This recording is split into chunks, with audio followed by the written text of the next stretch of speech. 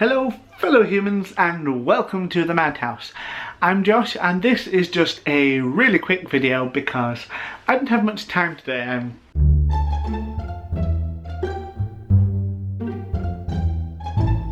going out to meet my friend Jonathan for lunch later, and I also have to tidy up the kitchen. We're moving out in a few weeks, but I'm going home tomorrow and, well, I've not done my washing up in quite a while.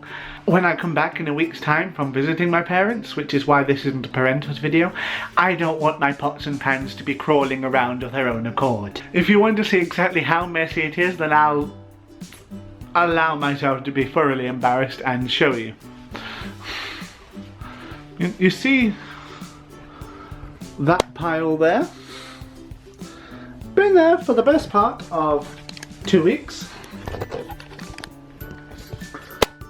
To be fair, this lot has just been there for maybe 3 days, but it's still not good. Jamie leaves in a week for good, and he needs to be able to get his stuff out of the kitchen, and he can't do it if it's in this state. I mean, it's not as bad as it has been because I've been really down this year. See this video for a reminder. But it's still not great. There will just be 5 recommendations for YouTubers I think you should watch. And by YouTubers, I don't mean the big YouTubers like Campbell and those people who annoy me slightly. I mean, there's nothing wrong with them personally, they just wind me up a little bit and I'm not sure why. Now, instead, these YouTubers will be little tubers. That's technically those under 100,000, but the majority will be under 10,000. And I believe there's even one of them who's under 100 subscribers, and that one really needs to change. That one is, of course, my first pick, Beth Or Elizabeth Tyree, who is just a lovely, lovely woman. She's an American booktuber. She's a single mom, as Americans say. I don't understand why it's mom, and never mind, let's not get into that conversation right now. There's probably a valid etymological reason for it, but I'm not ready for it. She is a lovely person. She watches a lot of these videos herself, so Beth, if you're watching, hello! Why am I so awkward at the moment? I'm just blabbering a little bit, but I'm in a good mood for the first time in ages, and I mean an excellent mood. Possibly because I'm excited about going to see Weird Sisters, a play this evening. It's a Terry Pratchett play, and it's one of the best books as well, so Eeek. Beth is very, very clever. She reads most of the books with her daughter, so there's a lot of kids fiction, but she reads a lot of other stuff too, and her opinions are always rather well, that thing that I'm not doing right now, fuckity fuck, what's the phrase? Expressed. And it's always rather informative, and typically with her recommendations I found I can trust them. I picked up this excellent book about autism from her suggestion, and well, given that I just used the word excellent to describe it, you can probably assume that I trust her recommendations. And also, she's an author in her own right. I recently picked up one of her books on the Kindle. Now, I wasn't too impressed with the cover, but the content of it thus far is really interesting. Dragon on My Neck, I believe, and it's free right now also, I think. Pick it up, it's worth it. At number 2 then, there is George Lester, who is a British booktuber who works at Pan Macmillan, which is a publishing house, alongside Lena of Just Kiss My Frog and the Pan Macmillan YouTube channel as well. And she's a very creative person, but she's not on this list, but watch her anyway. George is an aspiring author who is in talks about getting his book published.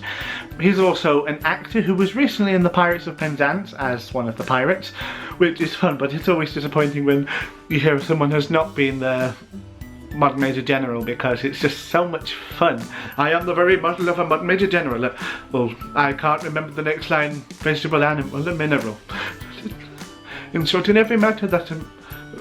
oh, fuck it, I don't know the words. I'll drop it now. He is a very upbeat, positive person, or at least he tries to be, and that's what I enjoy about him the most, because he isn't a perfect, nobody is, just like Kyle Fletcher in this regard actually. Not perfect, not positive all the time, but always wants to make other people feel better about themselves, while myself, who, while I want to do that, am a very negative person, I can't. He does. He's smiley and happy and very, very friendly and welcoming. He responds to pretty much every comment he gets, and he gets a lot more than me because he's got about 2,000 subscribers. The third YouTuber I want to mention is Toria Lynae. She is not a booktuber, probably the only one in this list that isn't, because I'm just making them up on the fly. I've not thought of it in advance because I'm very busy today. She is an American vlogger, at first glance, a typical vlogger who just sits down and talks in front of a camera. But she's also creative and inspiring. I mean, just if you have a look at some of the stuff she has made, it's remarkable. So many clever tricks with the camera, and it's not a particularly fancy camera she's got. She just knows how to use it well. Excellently shot, excellently edited, and her message is always nice. The fourth person I want to talk about is someone you may know, but if you don't, well, it's Calum Mcswiggan, the gay YouTuber, who is another very creative person. He's a fellow queer writer, but he's far more prolific than me, it would appear, because I procrastinate heavily.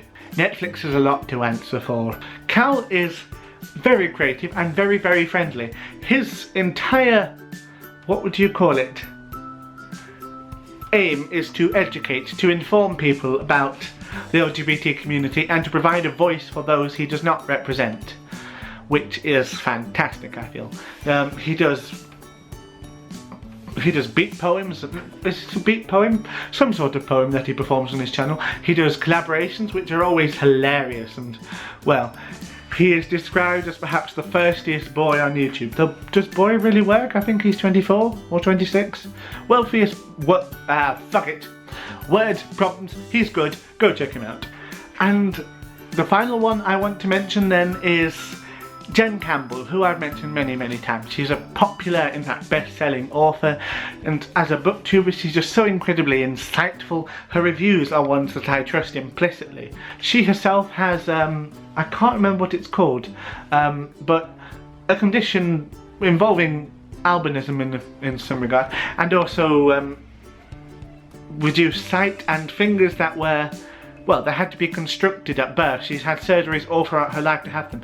So she is really fascinated with deformity and its place within fairy tales, how being ugly on the outside, and she's not ugly, she's lovely, but many people, they cross the street when they see her because they're worried that she'll catch what she has. It's not a disease, she is who she is, and she is marvellous. She's incredibly creative. Her way with words is utterly beautiful, and every one of her videos is a delight to watch. She's very clever, and if you're looking for magical realism or fairy tale retellings or academic looks into fairy tales, in fact she's doing a massive series all about fairy tales, their origins, where they come from, the place of deformity within them.